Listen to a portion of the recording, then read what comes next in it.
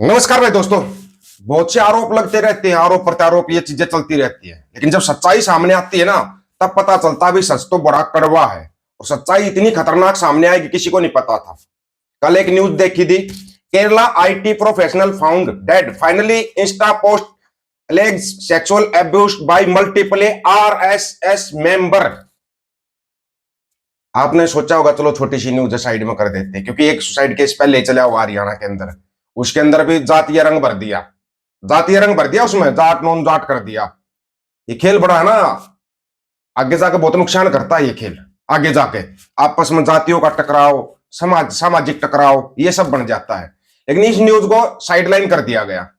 लेकिन आपको पता होना चाहिए था कि कनाडा की विदेश मंत्री आई हुई है, वो भी निज्जर केस में आई हुई है। अगर नहीं पता हो तो सबूतों के साथ आई हुई है, जैसे यूके के प्रधानमंत्री साहब आए थे सबूतों के साथ। बोला चुपचाप अपने बंदों को निकाल लो, नहीं तो ना फिर वहां पर कार्रवाई दूसरे टाइप की हो जाएगी। एक बात हम बोलते आए थे, 377 वाले हैं, इन पर कभी भरोसा मत करना।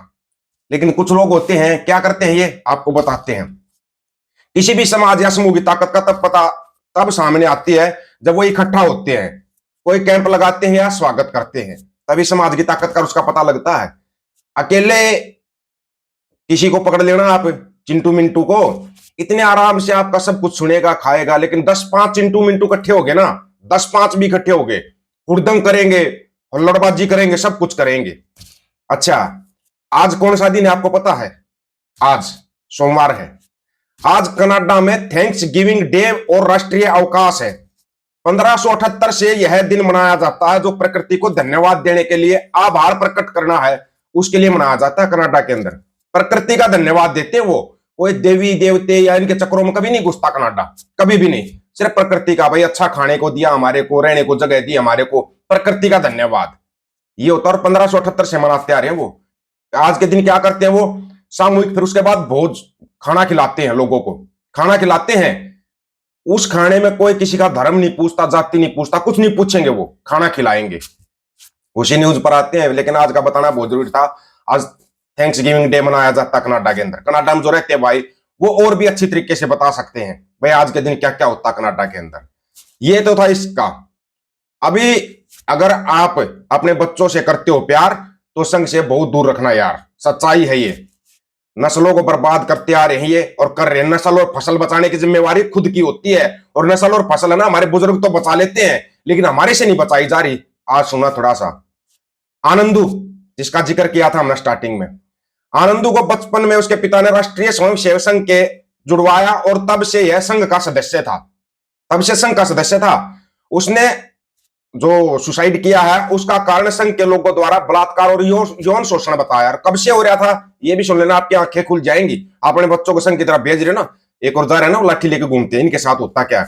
क्यों मैं इनको 377 वाले टेम्पू बोलता हूं, सुन लेना आप। उसने बताया कि सालों तक संघ के लोग उसका शारीरिक शोषण करते रहे, उसे इस्तेमाल किया, जिससे कि वह मानसिक रूप से पूरी तरह टूट गया। अपने आखिरी संदेश में उसने समाज से अपील करी कि लोग अपने परिजनों, बच्चों को संघ से दूर रखें। उसने बताया कि संघ की शाखा में और बच्चों के साथ यौन शोषण होता है। शर्म की बात है कि जिस संगठन के बारे में सालों से ऐसी खबरें सामने आती रही हैं, देश के प्रधानमंत्री उस संगठन का प्रचार करते हैं। राजनीति से परे एक बात कहना जरूरी है, सबसे जरूरी आप परिवार है, अपने बच्चों का ध्यान रखें। किसी राजनीतिक विचार से प्रेरित होकर अपने बच्चों का जीवन बर्बाद ना करें। आनंदू के परिजन आज कितना भी अफसोस करें, वह अपने बच्चे को वापस नहीं ला सकते। गलती किसकी थी? गलती खुद उसके बाप की थी। अब उस आनंदू ने क्या क्या इल्जाम लगाए हैं वो सुन लो डिटेल के साथ। डिटेल के साथ आपको समझ में आ जाएगा यार आरएसएस बीजेपी चीज क्या है। अगर ना समझ में आए तो बताना। केरल के आईटी प्रोफेशनल आनंदू अजी ने आत्महत्या कर ली। आनंदू ने सुसाइड से पहले जो लिखा वो बहुत खतरनाक सत्य है। जो उसने लिखा सुनो। उसने लिखा, मैं बचपन से आरएसएस से जुड़ा था। आरएसएस में कई लोगों ने उसके साथ रेप किया। आरएसएस के आईटीसी ओटीसी कैंप में भी उसका रेप हुआ।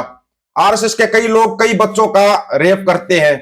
बचपन में आनंदू के साथ हुई घृणित घटनाओं ने उन पर मानसिक तौर पर बुरा असर डाला। उन्होंने डिप्रेशन और कई मानसिक बीमारियों ने घेर लिया। आखिर में वो इसे झेल न पाए और सुसाइड कर लिया।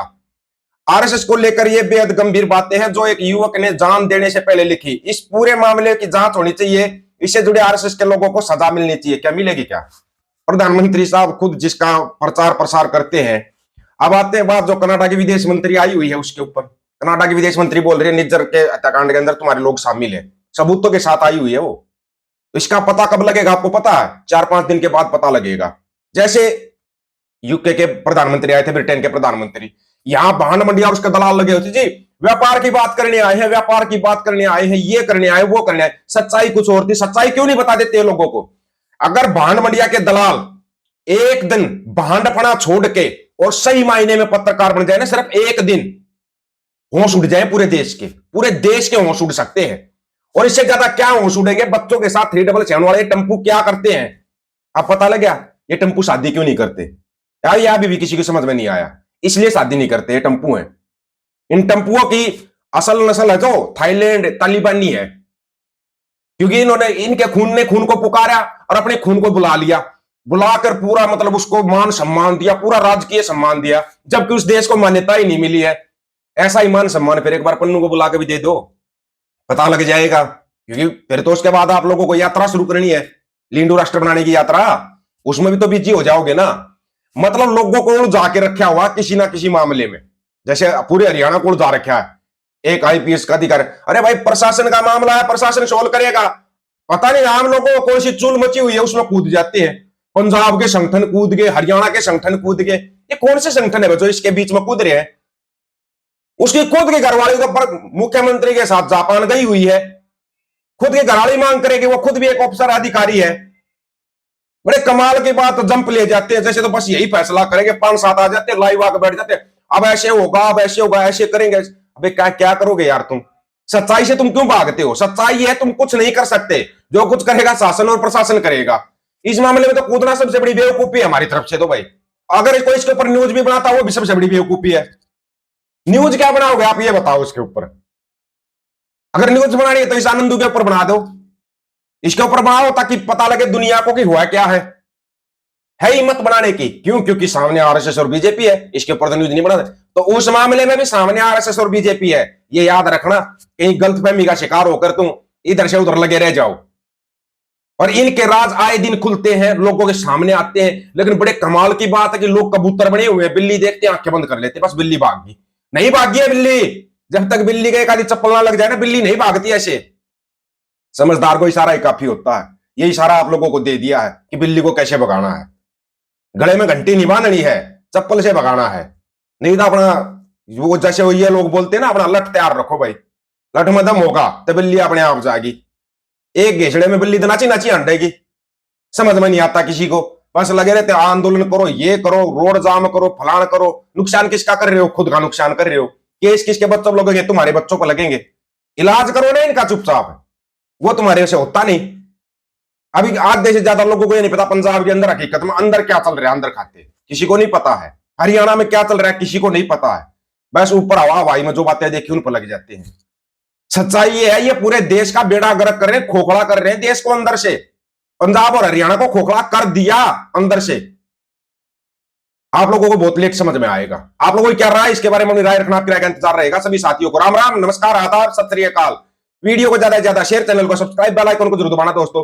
ऑफिशियल दीपक फौजी यूट्यूब चैनल, बात हक और सच की करेंगे, हक सच की बात हम करेंगे। वीडियो को शेयर करने की जिम्मेदारी आप लोगों की है।